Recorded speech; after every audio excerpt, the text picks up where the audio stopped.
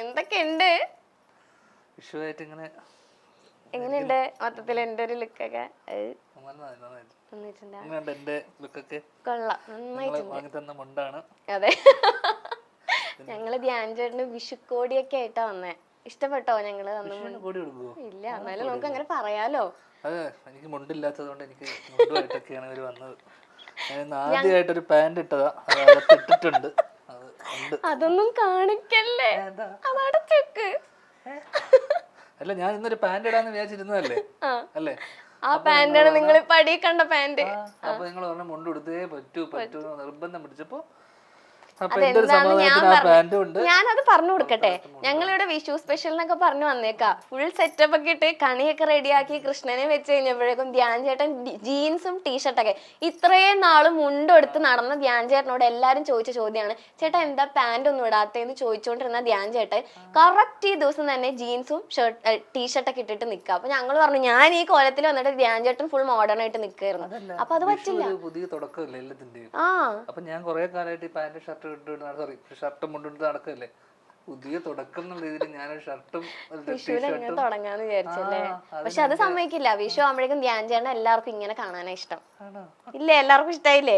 എല്ലാവർക്കും ഇഷ്ടായിട്ടുണ്ടാവും. പക്ഷെ അത് പൊക്കി കാണിക്കുന്ന ഞാൻ സ്വപ്നത്തിൽ പോലും വിചാരിച്ചില്ല. എല്ലാം പെട്ടെന്നായിരുന്നു. അതുകൊണ്ട് ധ്യാൻ ചേട്ടൻ പാന്റ് വരാൻ സമയം കിട്ടിയില്ല. അപ്പൊ വേഗം മുണ്ടെടുത്തിട്ട് ഇങ്ങനെ പോകുന്നതാ. ഓക്കെ, ധ്യാൻ ചേട്ടാ കണിയൊക്കെ റെഡിയാക്കി വെച്ചേക്കാ. എങ്ങനെയുണ്ട്? ധ്യാൻ ചേട്ടൻ അറിയോ കണിയൊക്കെ റെഡിയാക്കാൻ? പിന്നെ ഞാൻ റെഡിയാക്കി. നീ അകത്ത് കൊന്നപ്പൂ, പഴം അതൊക്കെ ഞങ്ങൾ ഒപ്പിച്ചു. കൊറേ കാലം ഇതൊക്കെ കണ്ടിട്ട്. അത് മാത്രമേ കണ്ടുള്ളൂ. കൃഷ്ണൻ ഇരിക്കണം അവിടെ. ഇന്ന് പ്രാർത്ഥിക്കേ, വിഷുവാണ്. അപ്പൊ എന്താണ് എന്താ ധ്യാൻ ചേട്ടന് കൃഷ്ണനോട് പറയാനുള്ളത്? എനിക്കങ്ങനെ മൂപ്പരോടൊന്നും പ്രത്യേകിച്ച് പറയാനൊന്നുമില്ല. അങ്ങനെ എനിക്ക് പുള്ളിയുടെ പണ്ട് മറ്റേ ഇത് സീരിയൽ വരുന്നല്ലോ, ശ്രീകൃഷ്ണ അല്ലേ, ഓർമ്മയുണ്ടോ? നിങ്ങളിപ്പോ എത്രാം ക്ലാസ്സിൽ പഠിക്കുക? ഞാൻ ചെറുതാ എന്തായാലും അല്ലേ. അന്ന് ഞാൻ ഒരു ദിവസം പോലും വിടാതെ കണ്ടിരുന്ന മറ്റേ പരിപാടിയാണ് ശ്രീകൃഷ്ണ. കൃഷ്ണനെ പറ്റി നമ്മൾ കേൾക്കുമ്പോൾ തന്നെ കുറെ കാര്യങ്ങളുണ്ട്. കൃഷ്ണൻ നമ്മളെ പല രീതിയിൽ നമ്മളായിട്ടില്ല. കൃഷ്ണൻ ഒരുപാട് കാമുകിമാരുണ്ട്, കള്ളനാണ് അല്ലേ. ഇല്ല, എനിക്ക് കൃഷ്ണന്റെ സ്വഭാവത്തിലൊന്നും എനിക്ക് കൃഷ്ണന്റെ ഇതൊന്നുമില്ല. ഒന്ന് രണ്ട് കാര്യങ്ങളിൽ ചെറിയ കണക്ഷൻ ഒഴിച്ചു കഴിഞ്ഞാൽ ബാക്കി എനിക്കൊരു ദൈവികമായിട്ടുള്ള ഒരു ഇതുണ്ട്. അങ്ങനെ ഒരു സംഭവം, ഒരു ചെറിയൊരു ഓറ ചുറ്റുണ്ട്. അങ്ങനെ സാധനം കഴിച്ചു കഴിഞ്ഞാൽ വേറെ കൃഷ്ണന്റെ സ്വഭാവ ഗുണങ്ങളൊന്നും സ്വഭാവ ദൂഷ്യങ്ങളൊന്നും എനിക്കില്ല. നമ്മള് കണ്ട കൃഷ്ണൻ അങ്ങനെയല്ലേ. കൃഷ്ണൻ കള്ളം പറയും അല്ലേ. പോകും. അതൊന്നും ഞാൻ ചെയ്തിട്ടില്ല. വിഷുവായിട്ട് നമ്മളെ കൃഷ്ണനെ ഇതാക്കില്ല. പാവം കിട്ടും. ധ്യാൻ ചേട്ടാ, അപ്പൊ ഹാപ്പി വിഷു. ഹാപ്പി വിഷു. എങ്ങനെയാ അപ്പൊ ധ്യാൻ ചേട്ടന്റെ വിഷുവിന്റെ വിശേഷങ്ങളൊക്കെ പറ. പണ്ട് തൊട്ടേ എങ്ങനെയാ നിങ്ങൾ വിഷു ഒക്കെ എല്ലാം ആഘോഷിക്കാറുണ്ടോ? ആഘോഷിക്കാൻ പറ്റാറുണ്ടോ? തിരക്കൊക്കെ ഉള്ള ആളല്ലേ. പണ്ടൊക്കെ എന്താന്ന് വെച്ച് കഴിഞ്ഞാൽ നാട്ടിലൊക്കെ നമ്മൾ ഏറ്റവും കൂടുതൽ ആഘോഷിക്കുന്നത് വിഷുവാണ്. പ്രത്യേകിച്ച് നമ്മുടെ മലബാറിലൊക്കെ എനിക്കൊന്ന് ഓണത്തെക്കാളും ഓണാഘോഷത്തിനേക്കാളും അല്ലെങ്കിൽ ബാക്കിയുള്ള എല്ലാ ആഘോഷത്തിനേക്കാളും നമ്മളെ നാട്ടിൽ പ്രത്യേകിച്ച് വടക്കൻ മലബാറിൽ ഏറ്റവും കൂടുതൽ ആഘോഷിക്കുന്നത് വിഷുവാണ്. അപ്പോൾ അതിന്റെ പ്രധാന കാരണം ഈ വിഷുവോട് ബന്ധപ്പെട്ട് നിൽക്കുന്ന കുറെ ചെറിയ ചെറിയ ആചാരങ്ങളൊക്കെ ഉണ്ടല്ലോ. എന്ന് വെച്ച് കഴിഞ്ഞാൽ കൈനീട്ടം, കാശ് ഫണ്ട് വരുന്ന സമയം, പിന്നെ പടക്കം പൊട്ടിക്കല്, പിന്നെ മെയിനായിട്ട് ഫണ്ട് എന്ന് വെച്ചാൽ പ്രത്യേകിച്ച് അവധിക്കാലമാണ്. അപ്പൊ അവധിക്കാലം ആകുന്ന സമയത്ത് നമുക്ക് എല്ലാവർക്കും അല്ലറ ചില്ലറ ആവശ്യങ്ങളും, ഏപ്രിൽ മെയ് എന്ന് പറയുന്ന സമ്മർ വെക്കേഷൻ ആണല്ലോ. അപ്പൊ ഈ സമ്മർ വെക്കേഷനുള്ള ഫണ്ട് മൊത്തം നമ്മള് പുള്ളി ചെയ്യുന്നത് ആ സമയത്താണ്. ഏത് ഈ കൈനീട്ടം വരുന്ന ആ സമയത്ത്. ഈയിടെയായിട്ട് ഞാൻ പോവാറില്ല. സാധാരണ കൈനീട്ടം നമ്മള് മൂത്തവര്, നമ്മുടെ ഇളയ ആൾക്കാർക്ക്. അപ്പൊ ആ സമയത്ത് എന്റെ ആ പ്രായത്തിന് എനിക്ക് ഒരുപാട് കിട്ടുമായിരുന്നു. കാരണം ചേച്ചിമാരുണ്ട് കുറെ, മാമന്മാരുണ്ട് കുറെ, അമ്മയുടെ കൂടെ 10 പേരാ. അപ്പൊ അവരുടെ എല്ലാവരും കിട്ടും. ഇപ്പൊ പോയ പ്രശ്നം എന്ന് വെച്ച് കഴിഞ്ഞാൽ അങ്ങോട്ട് കൊടുക്കേണ്ട ഒരു അവസ്ഥയുണ്ട്.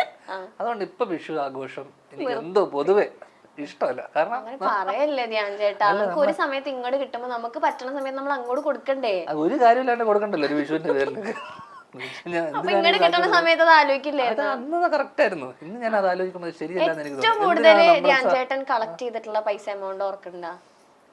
ഞാൻ അത്യാവശ്യം എന്ന് വെച്ചാൽ ആ പ്രായത്തിൽ എനിക്ക് തോന്നുന്നു ചെറുപ്പത്തിൽ എന്ന് വെച്ചാൽ ഞാൻ പറഞ്ഞ ഒരു 3-ാം ക്ലാസ് 4-ാം ക്ലാസ് ആ സമയത്തൊക്കെ അത്യാവശ്യം അമ്മ തന്നെ ഒരു 10,000-2,000 രൂപയൊക്കെ അമ്മ തന്നെ തരുമായിരുന്നു. 1000 രൂപയൊക്കെ അല്ലെങ്കിൽ ഞാൻ ചോദിച്ചു വാങ്ങിക്കും. കൈനീട്ടമാണെങ്കിൽ നമുക്ക് ചോദിക്കാൻ പാടില്ല എന്നൊന്നുമില്ല, മിനിമം എമൗണ്ട് എങ്കിലും തരണമല്ലോ. പിന്നെ അച്ഛൻ തരുന്നതുണ്ട്. അപ്പൊ എന്തൊക്കെ പറഞ്ഞാലും ഒരു എമൗണ്ട് എന്ന് വെച്ചാൽ കൃത്യമായിട്ട് എനിക്ക് ഓർമ്മയില്ല. അത്യാവശ്യം ആ പ്രായത്തിൽ നമുക്ക് ചിന്തിക്കാൻ പറ്റാത്ത പൈസയൊക്കെ നമ്മൾ വിഷുവിന്, കാരണം ആ അവധിക്കാലം നമ്മളത് തീർക്കും.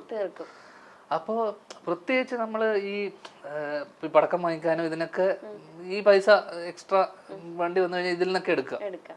പിന്നെ ഈ കൊന്നപ്പൂ ആരെ കൊന്നിട്ടാണെങ്കിലും കൊന്നപ്പൂ ഒക്കെ ഒപ്പിക്കും നമ്മൾ അങ്ങനത്തെ. അപ്പോൾ ഈ അതുമായിട്ട് ബന്ധപ്പെട്ട് നിൽക്കുന്ന ഈ ഫണ്ട് വരുന്നതുകൊണ്ട് തന്നെ ഇതുമായിട്ട് ബന്ധപ്പെട്ട് നിൽക്കുന്ന എല്ലാ പരിപാടിക്കും നമ്മൾ ഭയങ്കര ഒരു ഉത്സാഹം ഉണ്ടാവും. കാരണം ഭയങ്കര ആഘോഷം നമ്മൾ ഭയങ്കര അധികം ഇഷ്ടപ്പെട്ടിരുന്നു. ഓണം നമുക്ക് കുറെ കൂടുതലും പരിപാടിയൊക്കെ ആയതുകൊണ്ട് ഓണത്തിനോട് വലിയ താല്പര്യമൊന്നുമില്ല.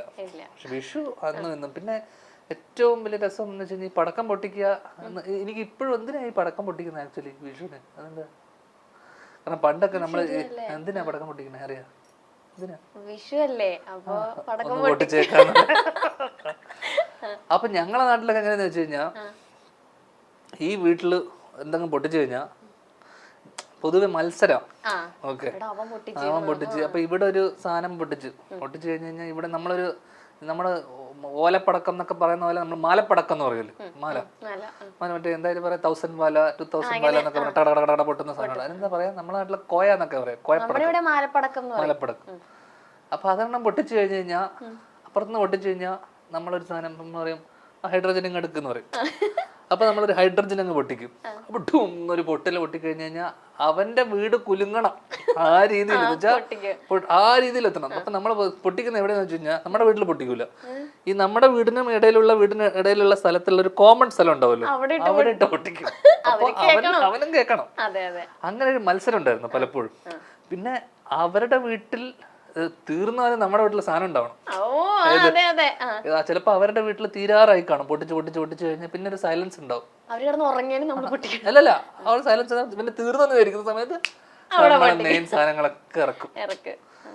അങ്ങനെയുള്ള പരിപാടികളുണ്ട്. പിന്നെ അവസാനമാകുമ്പോ നമ്മൾ 10,000 വലയൊക്കെ ഉണ്ടാവും. എന്നുവെച്ചാൽ മലയുടെ 10,000-ന്റെ ഒക്കെ ഉണ്ടാവും. അതൊക്കെ ഏറ്റവും അവസാനത്തേക്ക് അങ്ങ് വെക്കും. അതൊരു മറ്റേ കലാശക്കൊട്ട് പോലെ അവസാനം ഇറക്കുള്ളൂ മെയിൻ ഐറ്റം ഒക്കെ.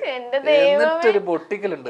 തൃശ്ശൂർ പൂരം അടിയടക്കണ പോലെയാണ് ഞങ്ങളുടെ നാട്ടിലുള്ള. പ്രത്യേകിച്ച് ഈ വിഷു എന്ന് പറയുമ്പോ തന്നെ ഒരു മത്സരം, അപ്പുറത്ത് ഇപ്പുറത്ത് വിട്ടിട്ട് അങ്ങനെ ഒരു ആഘോഷം. ഒരു വിഷു കഴിയുമ്പോഴേക്ക് അപ്പുറത്തെ വീട്ടിലെ കുടുംബ പ്രശ്നങ്ങളൊക്കെ ആയി കാണും. ആജാതി പൊട്ടിക്കലങ്ങ് പൊട്ടിക്കും. ഇതാണ് ഞങ്ങളുടെയൊക്കെ നല്ല സന്തോഷകരമായിട്ടുള്ള വിഷു. വിനീതേട്ടൻ കൈനീട്ടൊക്കെ തരുമോ?